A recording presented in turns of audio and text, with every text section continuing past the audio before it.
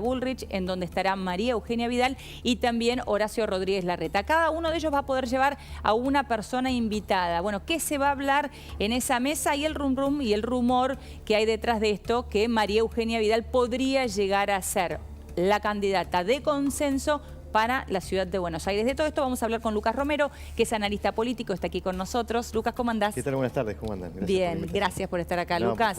Bueno, a ver, arranquemos con lo que va a suceder en el día de hoy, esta tarde, 6 de la tarde. Cristina Kirchner, ¿qué podría llegar a hacer o decir Cristina Kirchner que mueva realmente el tablero electoral? Bueno, las dos cosas que señalaste, ¿no? Primero, las señales económicas, ¿no? ¿Qué interpretación hace, si es que hace alguna interpretación del momento actual de la economía? Y eventualmente algún señalamiento de tono electoral, de acompañamiento o no, o de definición o no de cuál va a ser su posición respecto al asunto. Ahora, yo creo que va a ser sumamente interesante escucharla a Cristina, porque el título de esta suerte de clase magistral, como lo presenta ella, que va a dar, tiene que ver con el fondo. Y la verdad que, digamos, uno analiza este ciclo del Frente de Todos y uno puede encontrar muchos vicios de origen en el diseño de esta coalición que pudieran explicar por qué esta coalición nunca funcionó, ¿no? Una coalición que se conformó claramente con intencionalidad electoral, muy precipitadamente antes de la elección presidencial, que puso al frente a un candidato del modo en que lo puso, sin el consenso pleno, sin una discusión plena de los actores que integraban la coalición de respecto de quién podía ser el candidato a presidente. Ahora, yo creo que la raíz más profunda que explican los problemas que tuvo el Frente de Todos para funcionar es la discrepancia sobre cómo resolver el dilema del Fondo Monetario. Porque claramente esta es una coalición que se juntó para ir a algún lugar, pero no se puso de acuerdo hacia dónde ir. No, y nunca con el tema del fondo, es cierto. Y eso se evidenció permanentemente, pero particularmente con el principal desafío que enfrentaba el gobierno de Alberto Fernández, que es cómo resolver el dilema con el Fondo Monetario. De hecho, yo digo que el mandato presidencial de Alberto Fernández duró 6 meses. ¿Por qué? Se inició el 28 de enero del 2022, cuando él anuncia un acuerdo con el fondo, en acuerdo con su ministro de Economía, pero no con el aval de Cristina Kirchner.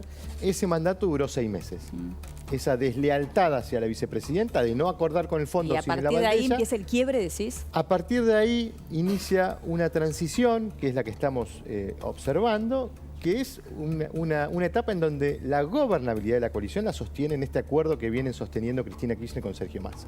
Sergio Massa pone la cara para resolver, digamos, las decisiones de política y economía. Cristina avala por lo bajo esas decisiones, apoyando y dándole soporte político, con el presidente lateralizado. Pero en última instancia, lo que quiero decir es, lo que produjo ese quiebre fue la discrepancia en cómo se resolvió el asunto con el Fondo Monetario. Cristina no estuvo de acuerdo en cómo lo resolvió Alberto Fernández.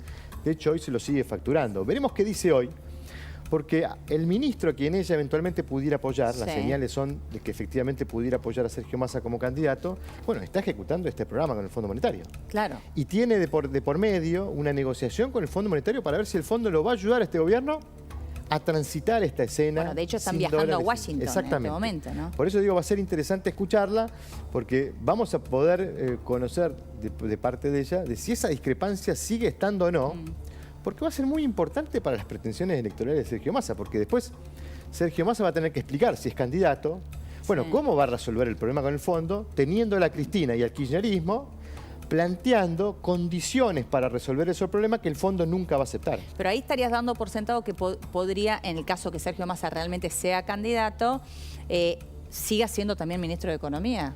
¿Podrían ir las dos cosas en paralelo? Él ha dicho que los dos roles son incompatibles. Uno supone que si Massa finalmente es el candidato, él debería renunciar. Claro.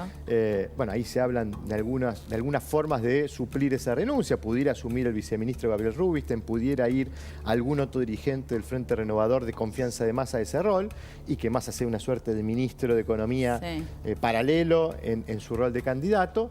Pero no deja de ser una circunstancia muy curiosa, porque va a ser un candidato que, según uno le escucha decir al kirchnerismo, en campaña va a tener que defender un acuerdo con el Fondo Monetario que no está ejecutando. Claro, claro.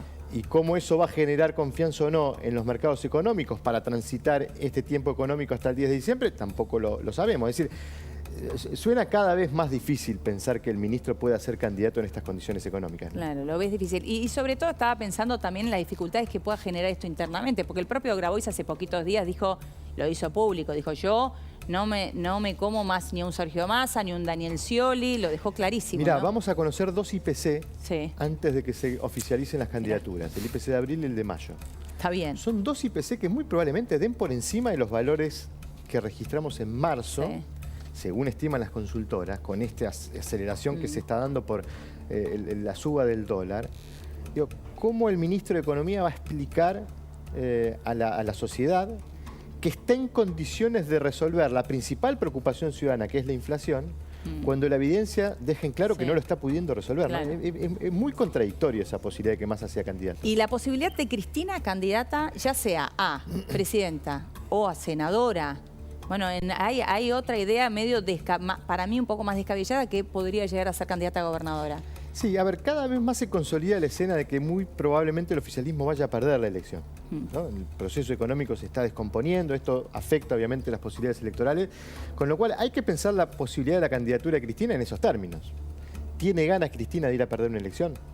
¿De hacerse cargo de las consecuencias de un gobierno que ella cuestionó, criticó desde un comienzo? Sí. Da la sensación que no, pero además yo creo que el sistema de incentivos invita a pensar que difícilmente Cristina sea candidata. Pensemos un poquitito en estos términos.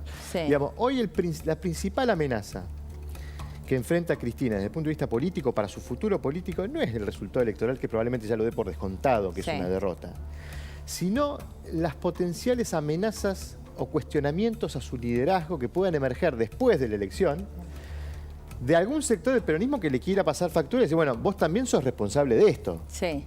Y necesitamos una renovación en el liderazgo del peronismo. Entonces, frente a esa amenaza, que es muy clara y muy evidente, ya ocurrió en 2016. Sí. Recordemos, algunos dirigentes del peronismo en entonces decían, Cristina terminó, pasado, ya fue. Lo dijo el propio Juan Mansur. Entonces, probablemente eso vuelva a ocurrir. Ahora, ella va a exponerse a este resultado, a ponerle un valor a su capital político, un valor que probablemente sea bajo, porque el gobierno va a ir a enfrentar un escenario electoral adverso, para darle argumentos a quienes quieran desafiar su liderazgo en el peronismo después de las elecciones. Da la sensación que no. Y yo creo que eso aplica para cualquier dirigente de su espacio. Sí. Y esto es lo que nos ayuda a entender por qué Cristina quiere que Massa sea el candidato. Porque es el candidato ideal para poner la cara. Para poner la cara, no más allá de descontar la derrota. No es uno propio. No es propio. Si le toca perder será Sergio Massa, no somos nosotros. Y yo Pero diría, Massa también sabe eso. Sí, efectivamente, esto es lo que creo que todavía hace dudar a Massa. Claro, ¿por qué querría ser candidato entonces si sabe que va a perder? Hay todavía una escena, a pesar de este deterioro de las condiciones para su candidatura, que por ahí a él lo ilusiona. No estoy diciendo que es lo más probable, la probabilidad de ocurrencia de esto ha venido cayendo, pero si el oficialismo logra sostener niveles de intención de voto en torno al 30%.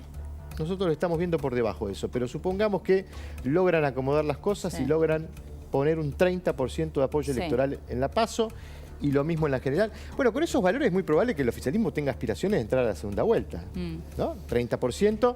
Para no entrar a una segunda vuelta, el 70% restante se tiene que dividir en términos iguales para poder dejarlo afuera con 30%. Sí, entraría en una segunda vuelta. Creo que la aspiración a la que todavía se aferra Massa es, bueno, si yo puedo defender ese porcentaje de votos, tratar de ingresar en una segunda vuelta, bueno, en una segunda vuelta el oficialismo puede tranquilamente sacar 40, 41, 42, 45% de los votos. Se instalaría como alguien superador al kirchnerismo. Pudiera decir, en este contexto he logrado un resultado razonable, un decoroso para el peronismo y dejo eso puesto sobre la mesa. Ahora, vuelvo sobre lo que conversábamos anteriormente, ¿no?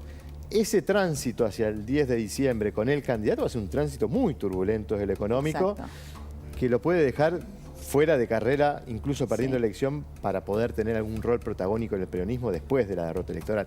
Yo creo que lo va a evaluar hasta último momento y da la sensación que si no logran estabilizar la situación en estos términos que estamos viendo ahora, creo que las posibilidades de que Massa sea candidato se van reduciendo a cero, ¿no? Ahora, el gran tema es quién sería entonces, porque no tienen candidato. Bueno, esto es algo inédito también que está pasando en el peronismo, Otro motivo y otra razón por la cual el kirchnerismo intenta que Massa no flaquee en esa voluntad de querer ser, porque en última instancia creo que si Massa no es candidato, bueno, empiezan a tener que ir a buscar candidatos con muy bajo posicionamiento, con posibilidades de enfrentar un resultado muy catastrófico para el peronismo en términos históricos. Todo esto se está discutiendo y se va a discutir en estos próximos 2 meses en el peronismo. Me interesa mucho escuchar tu lectura con respecto a la interna de Juntos por el Cambio y ahora me parece interesante que hablemos de la oposición. Mañana se conoció que a las 8 de la mañana en San Isidro se juntan Vidal, Macri, Larreta y Bullrich, ¿no? Y hay muchos rumores con respecto a esta posibilidad de que finalmente María Eugenia Vidal no sea candidata a presidenta y pueda llegar a ser una candidata de consenso en la Ciudad de Buenos Aires. Bueno, hay ahí un aspecto por resolver, que es la candidatura en la Ciudad de Buenos Aires, por los motivos y las discusiones y las objeciones que pudiera haber sobre la posibilidad de que Jorge Macri sea el candidato, por la aspiración que tiene Horacio Rodríguez Larreta también de impulsar funcionarios como Fernán Quirós para esa carrera. Bueno, pudiera ser María Eugenia Vidal una figura de consenso que además pudiera transmitir, bueno, que esas internas que se han visto en Juntos por el Cambio han encontrado un cauce y empezamos a ver a los actores mostrándose de acuerdo más que en desacuerdo en determinadas cosas o en determinadas definiciones. Eso pudiera ser un motivo. También creo que el ahora interpela a Juntos por el Cambio, porque esta incertidumbre, esta situación de pérdida de control del rumbo económico interpela a toda la dirigencia, porque Juntos por el Cambio en su rol opositor también tiene que ofrecer garantías de que, bueno, de que puede ser alternativa, de que puede ser una alternativa que ofrezca garantías de que esos problemas se pueden resolver. Entonces me parece que si es una reunión de la cual surgen más consensos que disensos, bueno, va a ser bienvenido para un momento particular de Juntos por el Cambio, porque Juntos por el Cambio ha venido perdiendo caudal electoral como consecuencia de estas internas. ¿Vos estás viendo eso? Sí, nosotros teníamos a mediados del año pasado un nivel de intención acercándose al 40% de Juntos por el Cambio. Hoy está en torno al 30%, es decir, ha perdido caudal. Wow, casi 10 y parte puntos. de eso lo ha perdido en manos de Javier Milei, que se ha transformado en una oferta atractiva en un contexto de tanto mal humor y de tanta disconformidad de la gente. Yo digo, no tanto como una expresión de voto bronca, me parece que me gusta decir más que Milei es una expresión de voto castigo. Como si la gente quisiera a través de su apoyo a Javier Milei castigar a la dirigencia política en su conjunto respecto de lo que le está tocando vivir, ¿no? Mirá, lo ves como un voto castigo. Fíjate qué interesante este dato. Si vos te vas al 2001... y juntás el voto blanco y el voto nulo. Ustedes se recordarán, en el 2001 la gente iba y ponía la feta de salame, ponía la foto de Clemente. Bueno, Clemente, ese voto blanco y ese voto nulo, si uno lo juntara y lo pusiera a competir con los partidos que compitieron en esa elección, porque lógicamente cuando se reparten los votos y se cuentan, en las elecciones se cuentan los afirmativos nada más, no los blancos y los nulos. Si uno los hubiese contado como si fueran un partido político, el partido de la bronca, ese partido hubiera salido segundo en esa elección legislativa del 14 de octubre del 2001 y hubiera sacado el 24% de los votos. ¡Wow! Bastante parecido a lo que estamos viendo hoy en términos de intención de voto de Javier Milei. Hacia Milei, mirá. Da la sensación que hoy la feta de salame es Javier Milei. Claro, el voto bronca. Es una forma de expresar, no solo bronca, me parece que también una suerte de castigo. Sí, rechazo a la dirigencia política. O de protesta hacia la dirigencia política en su conjunto. Y por eso digo, me parece que Juntos por el Cambio debiera empezar a leer esto también, esta coyuntura, y empezar a mostrar que, bueno, que es un espacio que tiene un programa, un norte, una idea de cómo sacar al país de esta situación y transmitirla al electorado, porque en este contexto de incertidumbre la gente necesita certezas. Claro. Ahora, ¿le quita específicamente a Juntos por el Cambio o es transversal el voto Milei? No, le saca a todos. Le saca al frente de todos.